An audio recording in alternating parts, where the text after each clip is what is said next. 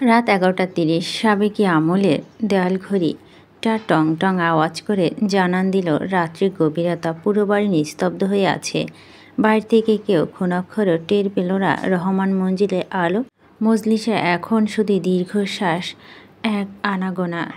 ঝড়ো বাতাসের সাথে ভেসে আসছে ঝুম বৃষ্টির শব্দ, অথচ সেই তীব্রতা তাও যেন অন্তঃসারশূন্য মনে হচ্ছিল মহলের বাসিন্দাদের হৃদয় নিগড়ানো হতাশার সামনে।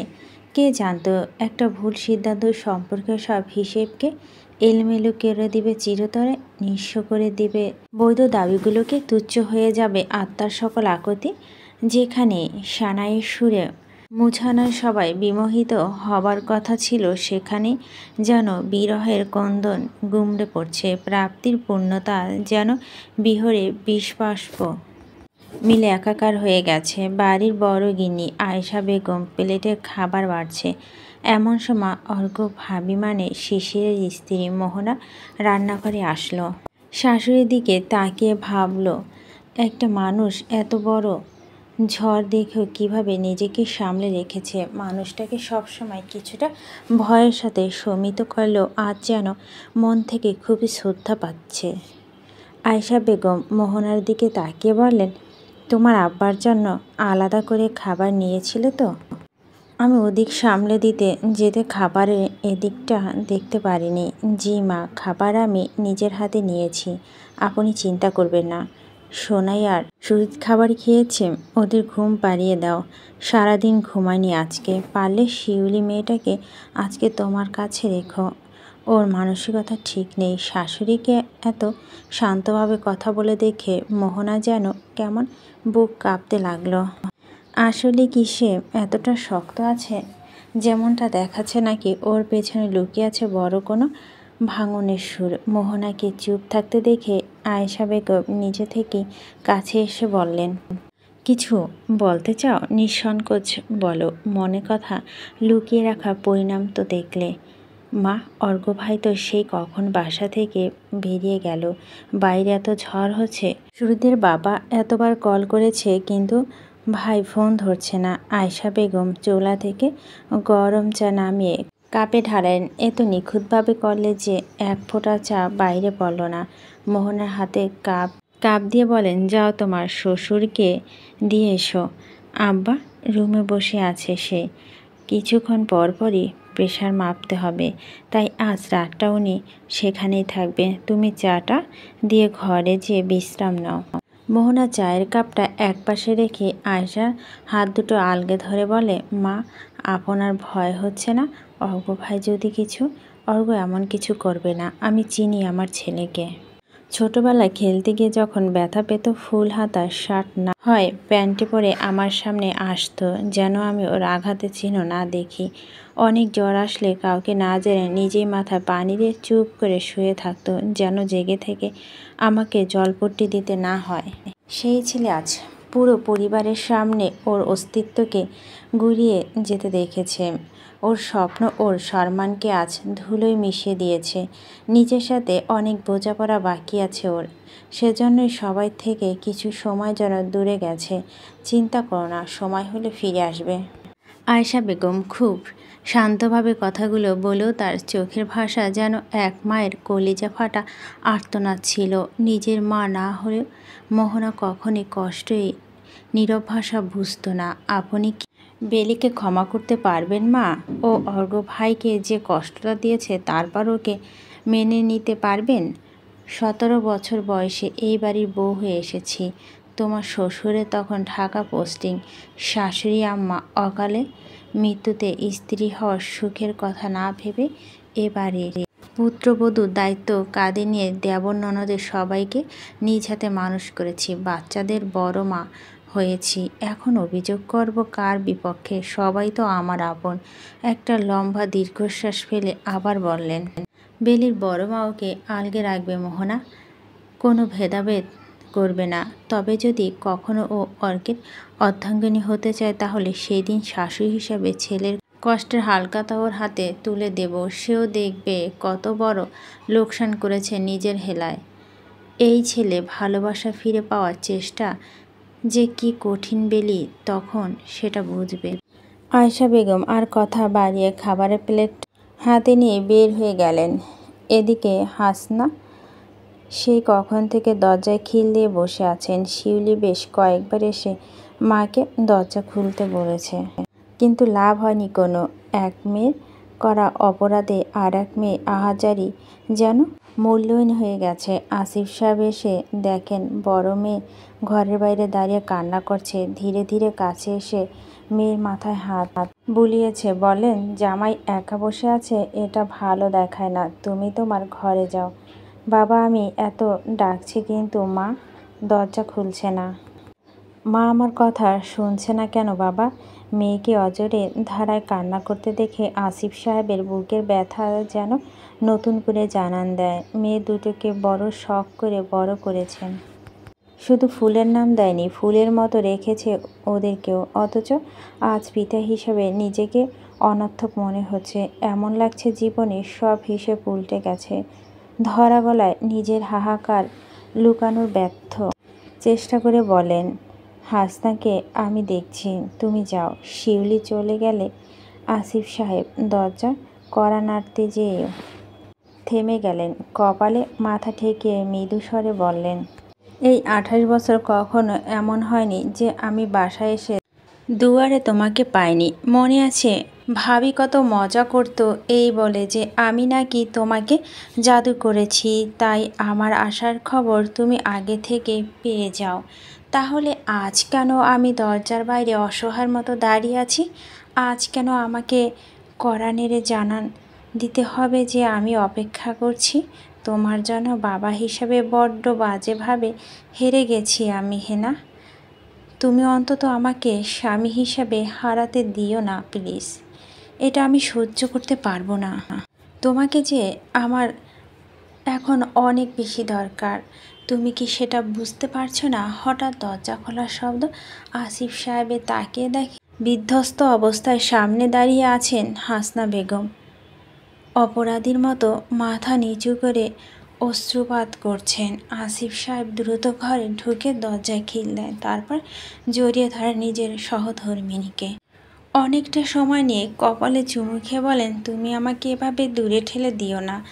তোমার কষ্ট ভাগ থেকে আমাকে বঞ্চিত করো না। আমার ভগ্ন হৃদয়ে এই ভারবার সইবার শক্তি নেই। স্বামী চোখে অশ্রুকণা দেখে হাসনা বেগম আর নিজেকে ধরে রাখতে পারলেন না। বিলাপ করে কান্না করে উঠলেন। আসিফ সাহেবের বুকে মাথা রেখে বারবার বলতে থাকলেন, তুমি আমাকে ক্ষমা করে দাও। আজকে আমার জন্য তোমাকে এই অপমান সইতে হয়েছে। আমি ব্যর্থ হয়েছি মা হিসাবে। নিজের মেয়েকে আমি সুশিক্ষা দিতে পারিনি, তোমার স্ত্রী হওয়ার মান ধরে রাখতে পারিনি। হুশ, খবরদার যদি এক কথা আর বলছো। বাবা মা হিসেবে আমরা দুজনই হেরে গেছি, এই কথা সত্য। তবে তুমি আজও আমার কাছে আল্লাহ দেওয়া সবচেয়ে বড় নেয়ামত। তোমার জীবনসঙ্গী হওয়ার চাইতে সম্মানের কিছু আর হতে পারে না আমার কাছে। বলতে বলতে আসিফ সাহেবের জোরে জোরে নিঃশ্বাস নিতে থাকে। হাসনা আতঙ্কিত হয়ে টের পায় তার এলোমেলো হৃদয় স্পন্দন। স্বামীকে বিছানায় বসে কপালে ঘাম মুছিয়ে দিয়ে বলো, কি হয়েছে তোমার? এত ঘামাচ্ছ কেন? কিছু না, আমি ঠিক আছি। না, তুমি ঠিক নেই। তোমাকে এমন দেখাচ্ছে কেন? আমি ভাইজানকে ডেকে আনছি। হাসনা দৌড়ে বের হতে নিলে আসিফ সাহেব জোর করে হাত ধরে টেনে আনেন। কোথাও যেও না প্লিজ, ভাইজান এমনিতেই অনেক টেনশনে আছে, তাকে আর বিরক্ত করো না। কিন্তু তুমি এভাবে কি করে থাকবে? যদি তোমার কিছু হয়? কিছু হবে না আমার। যে অনর্থ আমাদের সন্তান করেছে তার প্রায়শ্চিত্ত না করে আমাদের রেহাই নেই। তুমি আমার পাশে থাকো শুধু, আর কিছু লাগবে না। হাসনা আসিফ সাহেবকে বিছানায় শুয়ে দিয়ে পাশে বসে মাথা হাত বুলিয়ে দেয়। বিবাহিত জীবনে এত বছরে এই রহমান মঞ্জিলে কম কঠিন সময় তো আসেনি। কত অপবাদ, কত লাঞ্ছনা, অথচ দুজন দুজনকে আঁকড়ে ধরে হাসিমুখে সব কিছু পার করেছে। কিন্তু আজকে যেন আর সহ্য হচ্ছে না। নিজের নারী ছেঁড়া ধন যেন তাকে অস্তিত্ব শেকড় ধরে টান দিয়েছে। এই আঘাত যে সইবার নয়। অগ্র এখনও ফেরেনি হেনা। ছেলেটা সেই কবে বের হয়ে গেল না জানে এই ঝড়ের রাতে কোথায় আছে। আসিফ সাহেবের চোখের কোণে দিয়ে বিন্দু বিন্দু করে ঝরে পড়ে অপরাধের অশ্রুকণা। হাসনা পরম যত্নে তা মুছে দেয়। কান্নাসিক্ত কণ্ঠে বললেন, ওই ছেলে কষ্টে বুক ফাটালেও তো মুখ ফোটে না। সবার সামনে এভাবে হাসে যেন কিছুই হয়নি। কিন্তু আজকে বেলি ওকে যে আঘাত করেছে, তারপরও নিজেকে কিভাবে সামলাবে?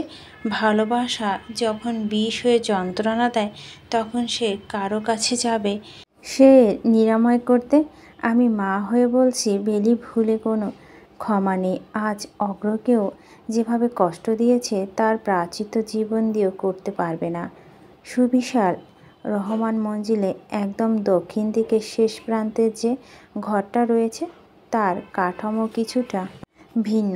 ঘরের একপাশে রয়েছে চওড়া বারান্দা, আর তারপরে বিস্তৃত ফুলের বাগান। কিছুটা দূরেই বাঁধানো পুকুর ঘাট।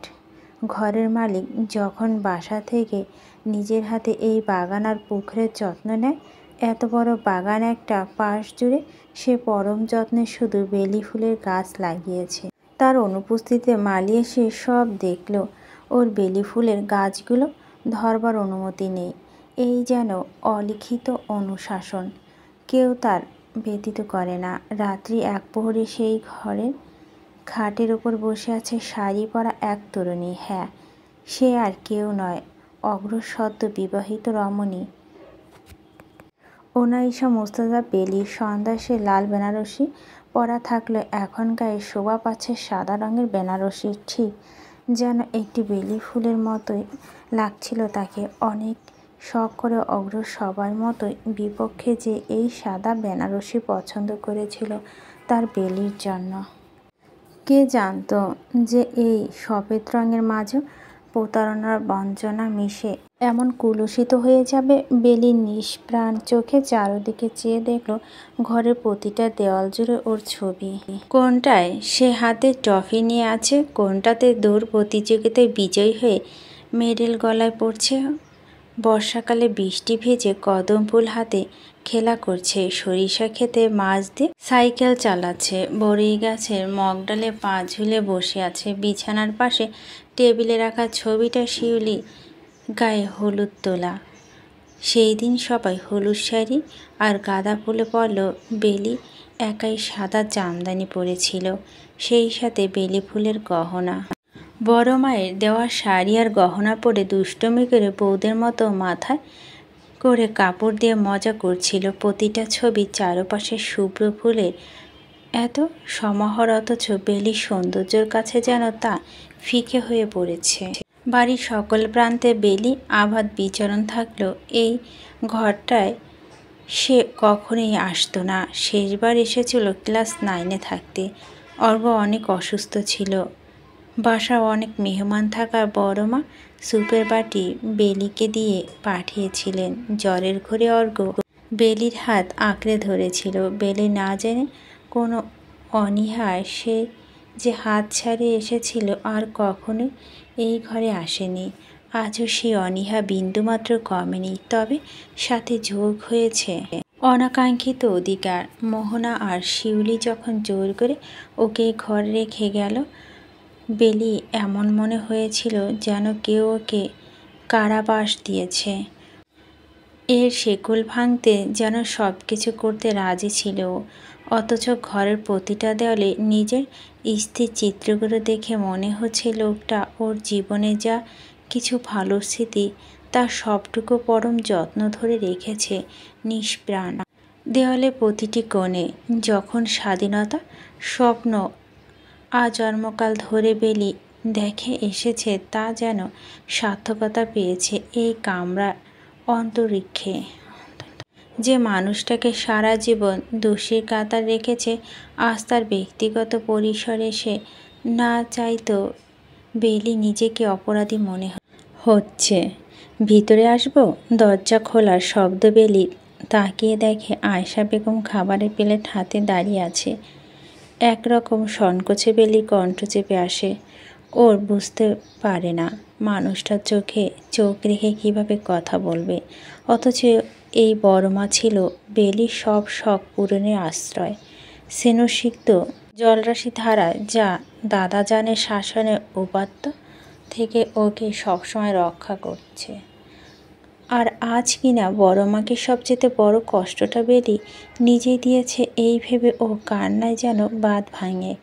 আয়েশা বেগম এসে বেলির পাশে বসেন, ওর আনত মুখটা তুলে কোমল অথচ ধীর স্বরে বলেন, কান্না করা ভাগ্য তুমি নিজে বেছে নিয়েছ, হাজার চাইলেও তা থেকে রেহাই নেই। তাই এখন চুপ করো, চলো মুখটা ধুয়ে নাও, আমি খাইয়ে দিচ্ছি। বড়মার মুখে তুমি সম্বোধন শুনে বেলি হাউমাউ করে কান্না করে তাকে জড়িয়ে ধরে। তুমি আমাকে মারো, বকা দাও, শাসন করো, আমি কিচ্ছু বলবো না, তবু এভাবে কথা বলো না প্লিজ। মা বাবা সবাই ঘৃণা মুখ ফিরিয়ে নিয়েছে, তুমি এমন করলে আমি মরে যাব। প্লিজ বড় মা, তুমি আমাকে শাস্তি দাও, কিন্তু নিজে থেকে দূরে সরিয়ে দিও না। আয়েশা বেগম বেলির চোখে পানি মুছিয়ে দেন পরম যত্নে, গ্লাসে পানি নিয়ে ওকে খাইয়ে দেন। তারপর ভাতের প্লেটটা হাতে নিয়ে আস্তে আস্তে বললেন, বড় মা তো শুধু মুখে মুখেই বলে এসেছো, কখনো মন থেকে মানোনি। যদি মানতে তাহলে মনের কথা অন্তত আমাকে এসে বলতে।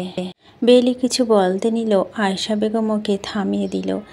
এখন আর কোনো কথা বলবে না, চুপ করে ভাত খাও। গরম ভাত আর ডিম ভাজি আমি নিজের হাতে করে এনেছি, একটা দানাও যেন বাকি না থাকে। বেলি না করার সত্ত্বেও আয়েশা বেগম ওর মুখে একের পর এক ভাতের নলা তুলে দেন। কিছুক্ষণ পরে নিজে আনমনে বলেন, জানিস বেলি, তুই যখন ছোট, অর্ঘ্য আর তোকে আমি একসাথে বসে ভাত খাওয়াতাম। তোর গলায় খাবার বেশি আটকাতো, তাই অর্ঘ্য পানির গ্লাস হাতে নিয়ে বসে থাকতো। ও খালি ভয় পেত আর আমাকে বলতো, মা অল্প করে দাও, না হলে ওর কাশি হবে। আয়েশা বেগমের চোখ টলমল করে জমা পানি ঝরে পড়ে, অথচ মৃদু হেসে উনি আবার বলে, তোর অল্প খাবারে ললা হিসেব করতে করতে এক পাগল যে কীভাবে তোকে এত বেশি ভালোবেসে ফেল সেটাও নিজেও জানতো না। আমাকে মুখ ফুটে বলেনি কোনো দিন। হোস্টেল থেকে যখন ফোন দিত তার কত উপদেশ, বেলি আইসক্রিম খেলে রাতে ওর পায়ে গরম তেল মালিশ করে দিও, ছোট মাছ রাতের বেলায় দিও না, বেঁচে খেতে পারবে না, পরীক্ষা আসলে না ঘুমালে ওর মাথা ঘোরায়, ব্যাগে চকলেট দিও যেন খারাপ লাগলে খেতে পারে। বেলি আজকে বৃষ্টিতে ভিজেছে, ওকে হলুদ দিয়ে মধু গরম করে দাও, দাঁড়িয়ে থেকে খাওয়াবে, না হলে ও ফাঁকি দিবে। কে জানতো তুই জীবনের সবচেয়ে বড় ফাঁকিটি ওকেই দিবি।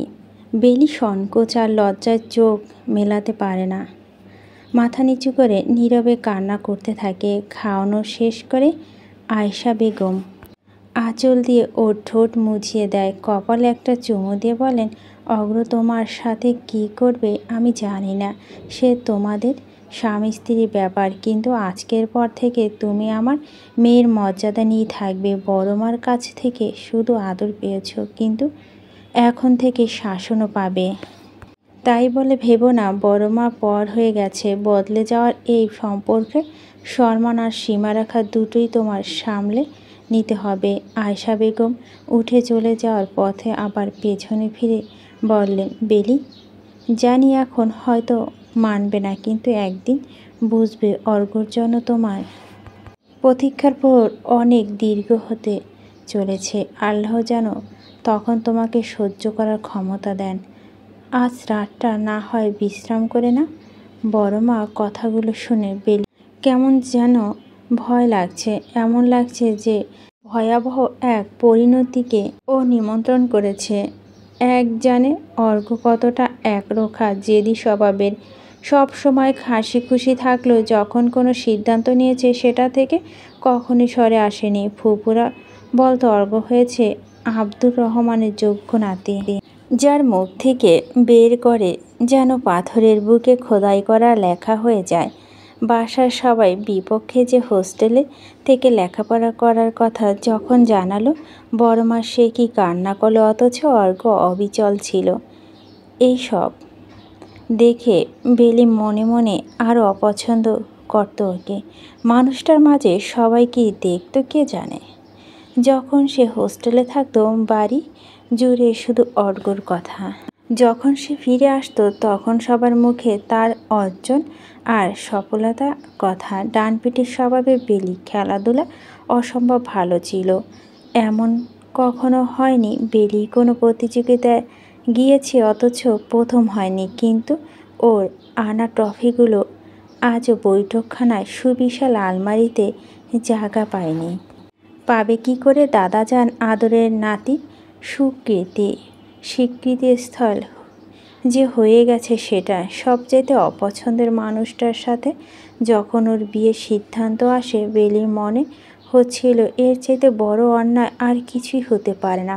ফিরোজের জন্য নিজের ভালোবাসাকে ভুলে এমন একজনকে ও কখনোই মেনে নিতে পারবে না, যার জন্য ওর মনে অনীহা ছাড়া আর কিছুই নেই। অনেক আশা নিয়ে ছিল অর্ঘ্য এসে এই সম্পর্কে যেন না করবে, কারণ বেলি তো সবসময় তাকে অবহেলা দেখে এসেছে। মনে পড়ে না কখনো ভালো মুখে অর্ঘ্যের সাথে একটা কথা বলেছে, কিন্তু সেই মানুষটা এসে যখন বলছিল এই বিয়েতে পূর্ণ মত আছে, বেলির সব রাগ ক্ষোভ যেন নিয়ন্ত্রণহীন হয়ে গেল। জীবনসঙ্গী হিসেবে কেন, ক্ষণিকের পথ চলার সাথী হিসেবে তো ও অর্ঘ্যকে মানতে নারাজ। তাই তো সেই দিন যখন অর্ঘ্য ওর সাথে আলাদা করে কথা বলতে চায় বেলি সাহস করে ওকে না করে দেওয়ার সিদ্ধান্ত নেয়। ভাবে যে এক কথা জানিয়ে দেবে অর্ঘ্যকে ও কতটা অপছন্দ করে, কিন্তু লোকটা হাঁটু গেড়ে ওর সামনে বসে যখন ভালোবাসার কথা বলে, বেলির কাছে সারা জীবনের জন্য ওর হাত ধরবার অনুমতি চায়, তখন যেন মুক্তি আর কোনো দরজা খুঁজে পায় না বেলি। আর সেজন্যই তো এত বড় সিদ্ধান্ত নিয়েছিল। কলেজে ফিরোজের বেপরা ভাব আর সবাইকে নিয়ন্ত্রণ করার অভ্যাস দেখে না চাইলেও বেলি ওর প্রতি দুর্বল হয়ে পড়েছিল। আর পছন্দের পুরুষ যখন প্রেম নিবেদন করে এই প্রতিশ্রুতিতে যে সবসময় ওর পাশে থাকবে, ওকে এই কোণঠাসা জীবন থেকে মুক্ত করবে, তখন বেলির কাছে অন্য কিছু ভাববার অবকাশ ছিল না। ফিরোজকে সে মুক্তির দূত হিসাবে ভেবে নিয়েছিল, ভালোবেসেছে, আর অর্ঘ্যকে ভেবেছে অনাকাঙ্ক্ষিত অভিশাপ।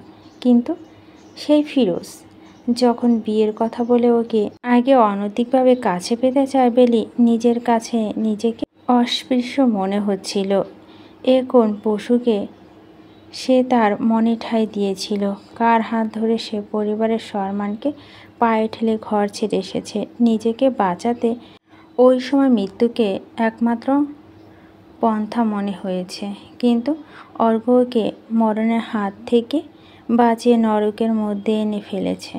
নিজের আত্মদহন, দাদাজানের অভিযোগ, বাবা মায়ের অভিশাপ, এইসব কি কম ছিল যে এখন এই অনাকাঙ্ক্ষিত অনুশোচনা এসে যোগ হয়েছে? অগ্রূপ পরিমণ্ডল আর উপস্থিত কতটা আরাধ্য ছিল সেটা বেলি তখন জানতে পারল, যখন সে এখানে অযাচিত একজন পরিণত হয়েছে। এই দায় নিয়ে ও কিভাবে নিঃশ্বাস নেবে? একটা জীবন কেমন করে কাটাবে ওই মানুষটার সাথে? বেলির কানে যেন উত্তাপ্ত লাভার মতো আঘাত করছে অর্ঘ্যর বলা দুটো কথা। সেই দিন যখন অগ্র ওর হাত ধরে বলেছিল, আমি এক আকাশ ভালোবাসা নিয়ে এতদিন ধরে তোমার প্রতীক্ষা করেছি বেলি, আমাকে তুমি শুধু তোমার জীবনে আসার অনুমতিটুকু দাও। আর আজ সেই অর্ঘ্যর বিয়ের মজলিসে কবুল বলার পরে যখন ওর কাছে এসে জানায়, আমার জীবনের সবচেয়ে উপেক্ষিত একজন হিসেবে তোমাকে কবুল করলাম, ওয়াদা রইল তোমার প্রতারণাকে আমার রুহু তাবিজ বানিয়ে রাখব, নিরন্তর জ্বলব আমি আর তার দহন পূর্বে তুমি। শেষ নিঃশ্বাস পর্যন্ত অসম্ভব ভয় বেলি যেন অন্তরাত্মার সুখে আসছিল। যার ভালোবাসাকে সে অসম্মান করেছে তার সাথে দিনরাত্রি সম্পর্ক শুধু কিভাবে সাজাবে? রাত ৩টা প্রায় বাজে। বাইরে বৃষ্টি একটানা শব্দ হলো, সমগ্র বাড়ি নিশ্চুপ। প্রত্যেকেই যার যার ঘরে চলে গেছে। শুধু আয়েশা বেগম বৈঠক ঘরে সোফায় বসে আছে। অগ্র যে এখনও বাসায় ফেরেনি আর না ফোন ধরছে। এখন তো ওর ফোন কলও যাচ্ছে না। মায়ের মন যেন আর সইতে পারল না। বিড়বিড় করে বারবার বলছিলেন, আল্লাহ তুমি সহায় হও, ওকে শক্তি দাও, সঠিক পথ দেখাও মাবুদ। হঠাৎ দরজা খোলার শব্দ তাকিয়ে দেখেন অর্ঘ্য ফিরেছে কাকভেজা হয়ে। আয়েশা বেগম দৌড়ে ছেলের কাছে যান। কোথায় ছিলি অগ্র? এত ঝড়ের রাতে কেউ এভাবে বাইরে থাকে? মায়ের কথা একবার ভাবলি না বাপ আমার? বিধ্বস্ত অগ্র মায়ের দিকে তাকায়। রক্তবর্ণ চোখ দুটো যেন ধ্বংসের আভাস দিচ্ছে। দীর্ঘ সময় বৃষ্টিতে ভেজার পর ঠোঁট দুটো ফ্যাকাশে সাদা হয়ে গেছে। আয়েশা বেগম চমকে উঠে ছেলের অবস্থা দেখে। এ কি হাল করেছে সে নিজের। তাড়াতাড়ি ছেলের কপালে হাত দিয়ে দেখে জ্বরে যেন পুড়ে যাচ্ছে। মা, বাসার বাকি মেহমানরা কি আছে নাকি চলে গেছে? ওর গলার স্বর অদ্ভুত কঠোরতা আভাস। আয়েশা বেগম আর সাহস পান না ছেলেকে ঘাটাবার। আস্তে করে বলেন, প্রায় সবাই চলে গেছে, শুধু তোর দুই ফুফি আর সেজো খালা পরিবার আছে বাগান বাড়িতে। কালকে সকালের মধ্যে সবাই যেন চলে যায়। আমি চাই না আমার সিদ্ধান্ত নিয়ে অহেতুক কোনো তামাশা হোক। কিন্তু তোর ফুপুরা তো ছোট করে বৌবাদের কথা বলছে। অর্ঘ্য মায়ের দিকে তাকিয়ে হাসে, মৃদুস্বরে বলে, তোমার ছেলে অসম্মানকে আর কিভাবে উদযাপন করতে চাও মা? জীবনের সবচেয়ে বড় রেইসে মুখ থুবড়ে পড়লাম। এই গ্লানিকে একা বইতে দাও আমাকে প্লিজ। আয়েশা বেগম আর নিজেকে ধরে রাখতে পারল না। ছেলেকে জড়িয়ে ধরে কান্না শুরু করেন। অথচ অগ্র যেন কোনো কিছু উপলব্ধি করে না। মায়ের কাছ থেকে হাতটা ছাড়িয়ে ধীর পায়ে এগিয়ে যায় নিজের ঘরের দিকে। ভেজানো দরজা ঠেলে ঘরে ঢুকে থমকে দাঁড়ায়। ওর চোখের সামনে এই মুহূর্তে সবচেয়ে অপার্থিব অথচ অনাকাঙ্ক্ষিত এক দৃশ্য। একটা একটা করে কদম নিয়ে অর্ঘ্য এগিয়ে যায় বিনাশের নব সূচনা করতে। অর্ঘ্য ঘরে ঢুকেই কিছু সময় যেন থমকে দাঁড়ায়। ঠিক এই মুহূর্তে ওর অক্ষির সম্মুখে এমন অপার্থিব দৃশ্য যার তুলনা আর কিছু হতেই পারে না। এই একটা মুহূর্তে ইন্দ্রলয় কত নির্ঘুম রাত ও প্রার্থনা করিয়েছে। স্রষ্টার কাছে নত মস্তিষ্কে আর্জি পেশ করেছে বহু অনাকাঙ্ক্ষিত প্রণয়ের পূর্ণতার জন্য। যে নারী একান্ত উপস্থিত ছিল শত আরাধনার আকুল আর সেই মূর্তমান ওর সামনে, অথচ হৃদয় মূর্ছনায়। চারিদিকে শুধু মর্মবেদনার সুর। বিছানা এক কোণে হেলান দিয়ে শুয়ে আছে অনিন্দ্য সুন্দর এক তরুণী, যে তো আর কেউ নয় এবং অর্ঘ্য প্রিয়তমা, ওর বেলি ফুল। ক্ষত আর গ্লানি সাজস্যে যেন তার কোমল তনু অনেকটাই পর্যদুস্ত।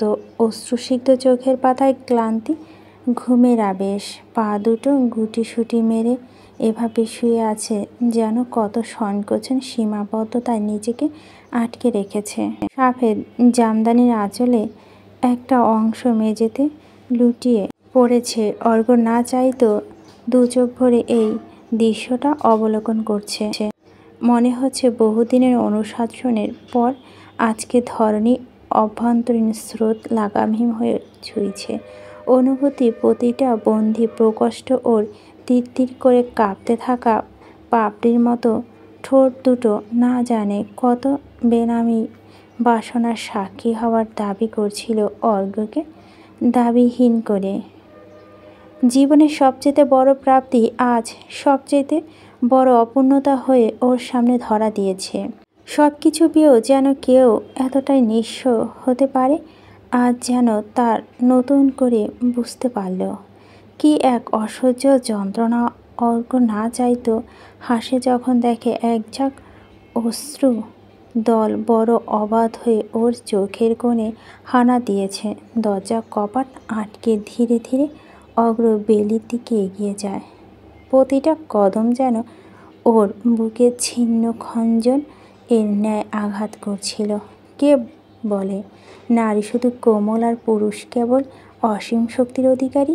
শখের নারী দেওয়ার প্রতারণা আর কষ্টের সামনে পুরুষের অসহায়তা যেন অনেক বেশি অসহায়। এই যন্ত্রণা রক্তপাতহীন অথচ মৃত্যুর সম। বিছানার কাছে এসে অর্ঘ্য বেলির গালের ওপর পড়ে থাকা চুলগুলোকে আলগোছে সরিয়ে দেয়। এত আলতো হাতে কাজটা করলেও বেলি অস্বস্তি ওকে চোখ মেলাতে বাধ্য করে। আর নিজের মুখে ওর ঝুঁকে থাকা পুরুষের অভয় দেখে কিছু না ভেবে শুধু আতঙ্কে বশবর্তী হয়ে ওর এতটাই জোরে ধাক্কা দেয় যে অর্ঘ্য ছিটকে গিয়ে পড়ে। ড্রেসিং টেবিলের কোণায় মাথা লেগে কপালে এক পাশ কেটে রক্ত পড়তে থাকে। পুরো ঘটনাটাই চোখের পলকে এভাবে ঘটে যে বেলি কিছু বলার ভাষা খুঁজে পায় না। ওর সামনে ধীরে ধীরে অর্ঘ্য উঠে দাঁড়ায়, হাতে উল্টো পিঠ দিয়ে কপালে রক্ত মুছে বলে, হৃদয়ে রক্তক্ষরণ অদৃশ্য, তাই আক্ষরিক অর্থে রক্ত ঝরলে আঘাত কতটাই নিষ্ঠুরতা দিয়ে করা যায় তা কেউ তোমার কাছ থেকে শিখুক। গ্রেট জব বেলি। অর্ঘ্য কপাল বেয়ে পড়া রক্তর ধারা দেখে বেলি হাত পা কাঁপছিল। এমনিতেও সে প্রচণ্ড ভয়ে ছিল। যখন দেখল অর্ঘ্য ওর এতটা কাছে অনাকাঙ্ক্ষিত মানুষের সাথে এই সান্নিধ্য জন্য বেলি কখনোই সম্মতি দেবে না। কিন্তু এভাবেই অর্ঘ্যকেও আঘাত করতে চায়নি, বরং রক্তের এই লোহিত ধারা কোথায় যেন ভাঙনের সূচনা করছিল ওর অভ্যন্তরে। বেলি নিজেকে অনেক কষ্টে সামলে নিয়ে বলে, তুমি তখন কি করছিলে? দেখো, এভাবে আমার কাছে আসবে না, আমি এসবের জন্য প্রস্তুত নই। অর্ঘ্য একটা হাসি দিয়ে ধীরে ধীরে বেলির দিকে এগুতে থাকে। ওর চোখে যেন অমানুষের হিংস্রতা। কিসের জন্য তুমি প্রস্তুত নও? বৈধ স্পর্শের জন্য নাকি অবৈধ মনোবাঞ্ছনা রাখার জন্য? Can you explain please? দেখো, এভাবে কাছে আসবে না বলছি, দূর থেকে আমার কাছে থেকো। আর এসব বাজে কথা বলছো কেন? কি ভাবছো তুমি আমাকে? কিন্তু ওর ভয় দ্বিধা কোনো কিছুই যেন অর্ঘ্যকে প্রভাবিত করছিল না। বেলি মনে হচ্ছিল এইভাবে কিছুটা সময় থাকলে ও এখানে মরে যাবে। ওর গলা দিয়ে যেন ঠিকমতো আওয়াজ বের হচ্ছিল না। কাঁপতে কাঁপতে ও দেয়ালের দিকে পেছাতে থাকে। অন্যদিকে অর্ঘ্য এই সব কিছু তোয়াক্কা না করে বেলি একেবারে মুখোমুখি দাঁড়ায়। দুজনের মধ্যকার শারীরিক দূরত্বকে কমিয়ে এতটাই সন্নিকটে চলে আসে যে ওর নিঃশ্বাসের উষ্ণতা বেলি তীব্রভাবে টের পাচ্ছিল। দেয়ালের দুপাশে হাত দিয়ে অর্ঘ্য এভাবে আটকে দিল বেলিকে যে না চাইতেও সে সরতে পারছে না। অর্ঘ্যর চোখ অজানা আকর্ষণে বেলি ঠোঁট ওপর স্থির। আর 1 ইঞ্চি দূরত্ব মিটে গেলে যেন সেই এক উষ্ণতা একক ভাগীদার হয়ে যাবে। সামনে দাঁড়িয়ে থাকা পুরুষের এই হিংস্র প্রতিমূর্তি দেখে বেলি যেন দম নিতে ভুলে যায়। দুহাত দিয়ে জোরে ধাক্কা দেয় অর্ঘ্যকে, কিন্তু একচুলও সরাতে পারে না ওকে। আজকে যেন অর্ঘ্য অনর্থ করার জন্য অবিচল। চরম আতঙ্কিত বেলি হুঁশ হারিয়ে যায় না বলা তাই বলে দেয় এবার। দেখো, আমি এই বিয়ে মানি না, তোমাকেও মানি না। আমার জীবনে আমি কখনোই তোমাকে মানতে পারবো না। সবচেয়ে বেশি ঘৃণা যদি আমি কাউকে করেছি সেটা তুমি। আজ আমার এই অবস্থার জন্য দায়ী তুমি। তোমার জন্য সবাই আমাকে অপমান করছে। বাবা মা আমার কাছ থেকে দূরে সরে গেছে। তুমি কেন এসেছিলে আমার জীবনে? কেন আল্লাহ আজীবনের জন্য তোমাকে দূরে সরিয়ে দিল না আমার জীবন থেকে? এর চাইতেও ভালো হতো যদি তুমি মরে যেতে। শব্দের বান দিয়ে মানুষকে ঘায়েল করা যায় এটা তো জানা ছিল, কিন্তু এভাবে যে আত্মাকে ছিঁড়ে ফালি ফালি করা যায় এটা অর্ঘ্য আজ টের পেল। বেলির কপালে কপাল ঠেকে চোখ দুটো বন্ধ করে প্রার্থনা সুরে বলো, আমিন। আল্লাহ তোমার চাওয়া পূরণ করুক। আমার সমাপ্তির সূচনা হিসেবে তোমাকে কবুল করুক। শুধু বিনাশ কেন, আমার শেষ যাত্রার সাক্ষী হওয়ার জন্য তোমাকে সালামত রাখুন। এই প্রথম বেলি অর্ঘ্যের দিকে ভালো করে তাকায়। লোকটা বন্ধ চোখ দিয়ে বেড়ে পড়া অশ্রুধারা যেন ওকে সস্ত্র অভিযোগ করছিল। চিৎকার করে যেন জানান দিচ্ছিল সব কিছু শুরু হওয়ার আগে শেষ হয়ে গেছে চিরতরে। অর্ঘ্য চোখ মেলে বেলির দিকে তাকে মৃদু হাসলো, তারপর আঙ্গুলের আলতো ছয় ওর মুখটা আর একটু তুলে হঠাৎ এমন কিছু করলো যার জন্য বেলি মোটেও প্রস্তুত ছিল না। ওর নরম ঠোঁটে অর্ঘ্য অধরে স্পর্শ যেন মুহূর্তকে মহাকালে পরিণত করে। কিছু সময়ের জন্য যেন সব কিছু থমকে দাঁড়ালো। বেলি বিস্ফোরিত নয়নে তাকিয়ে রইল। শির দ্বারা বেয়ে শুধু আতঙ্ক না, যেন অনেক নিষিদ্ধ কিছু স্রোত বয়ে গেল। তোমার প্রথম অনেক কিছু ভাগিদার হতে পারলাম না, এই আক্ষেপ নিয়ে পৃথিবী ছাড়তে হবে একদিন। তবে আমার প্রথম এই স্পর্শ একক অংশীদার হয়ে রইলে তুমি। এটাকে অসম্মান না ভেবে তোমার মুক্তি পরনা হিসাবে নেও মেয়ে। এখান থেকে শুরু হলো এই সম্পর্কের বিনাশের সূচনা। অর্ঘ্যর বেলি কাছ থেকে দূরে সরে দাঁড়ায়, লম্বা একটা দীর্ঘশ্বাস ফেলে বলে, চলো সব কিছু শেষ করার আগে পুরনো কিছু হিসেব নতুন করে মিটিয়ে নেই। তোমার কিছু জিনিস রয়েছে আমার কাছে, এতদিন সেগুলো গচ্ছিত সম্পদের মতো আলগে রাখলেও আজ সেই বৈধতা হারিয়ে ফেলেছি। সময় এসেছে তোমাকে তোমার আমানত বুঝিয়ে দেওয়ার। অর্ঘ্য ঘরে একপাশে রাখা একটা শোকেসের কপাট খুলে পুনরায় দিনে শৌখিন ডিজাইনের বানানো শোকেসটা একটা আলাদা ডিজাইন ছিল। এর একটা পাশ আয়না দিয়ে এমন করে বানানো হয়েছে যে ভেতরে কি আছে তা বাইরে থেকে বোঝার উপায় নেই। একটু আগে যা ঘটল তার ঘোর থেকে বের হওয়ার আগে বেলি হতবাক হয়ে দাঁড়িয়ে দেখে শোকেসের ভিতরে তাকে ওর এখন পর্যন্ত পাওয়া সব ট্রফি মেডেল সুন্দর করে থরথরে সাজানো। শখ করে বাসা নিয়ে আসা পর্যন্ত থাকতো বেলি উত্তেজনা। দাদা জানার অর্ঘ্যের ওপর রাগ করেও নিজের ঘরে রাখতো না এসব। সব মাকে দিয়ে বলতো কোথাও ফেলে দিতে, অথচ যে মানুষটাকে ঘিরে এই সব অভিযোগ সে ওর অর্জনকে এভাবে সামলে রেখেছে। বেলি যেন কিন কর্তব্যবিমুখ হয়ে যায়। এই অর্ঘ্যকে ওর অবচেতন মনে হচ্ছে, অনেক বেশি অবচেতন। অর্ঘ্য সবগুলো মেডেল আর ট্রফি এনে টেবিলের ওপর রাখে।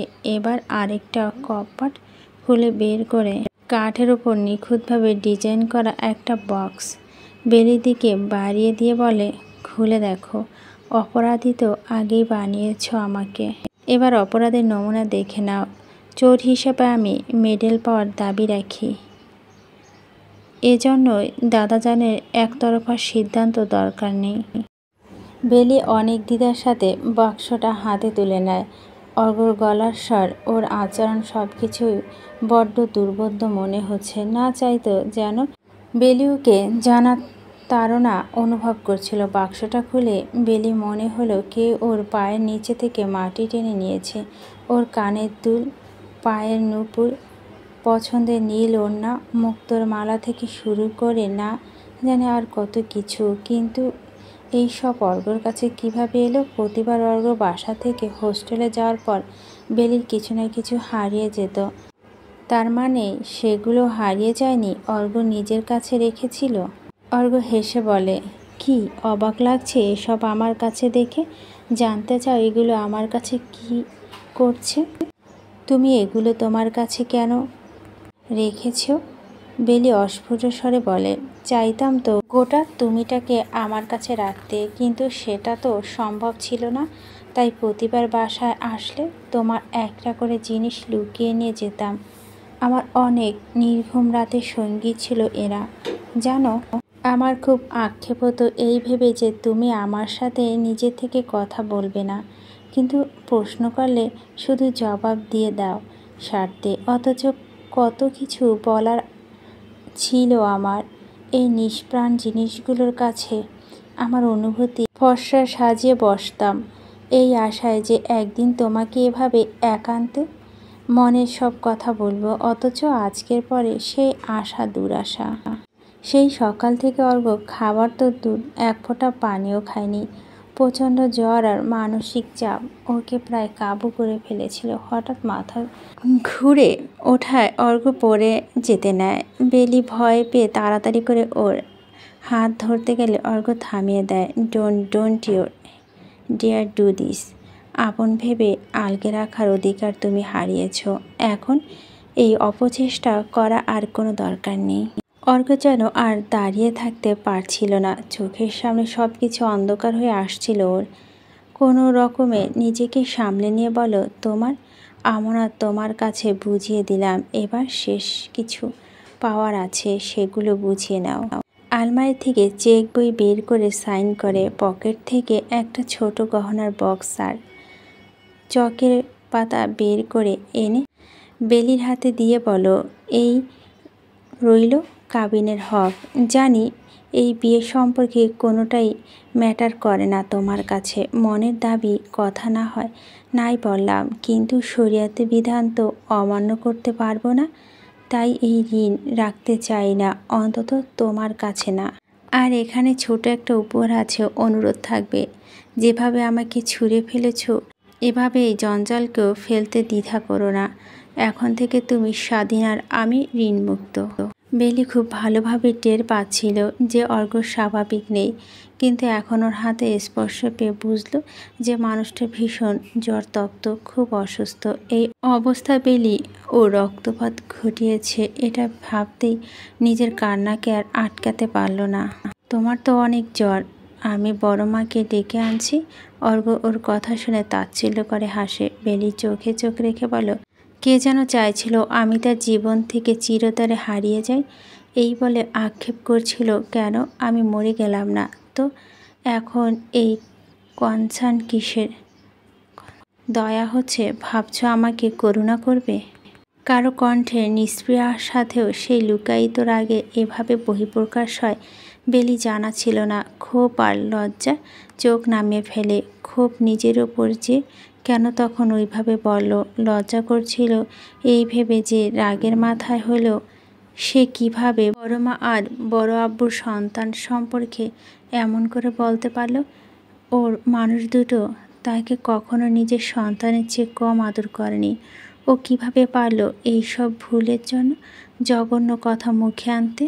আমি এভাবে বলতে চাইনি, তোমাকে অনেক অসুস্থ লাগছে, আমাকে যেতে দাও, আমি বড় মাকে পাঠিয়ে দিচ্ছি। অর্ঘ্য বেলির হাত ছেড়ে দিয়ে ধীর পায়ে আলমারির কাছে যেতে যেতে বলল, অভিশপ্ত এই রাতে শেষ কিছু আনুষ্ঠানিকতা বাকি আছে, সেগুলো সম্পন্ন করার পর এখান থেকে তুমি যেতে পারো।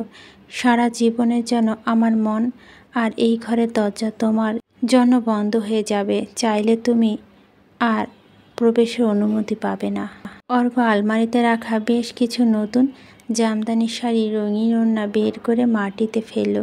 এরপর ঘরের দেয়ালে থাকা সব ফ্রেশ করে বেলি ছবিগুলো বের করে কিছুক্ষণ তাকিয়ে থাকে। ওর চোখে যেন প্রলয়ের ধ্বংস নতুন করে দেখতে পায় বেলি। সব কিছু ছবি ছিঁড়ে সেগুলো মাটিতে ফেলে সবশেষে একটা লাল ফিতা দিয়ে মোড়ানো অনেকগুলো চিঠি বের করে বলল,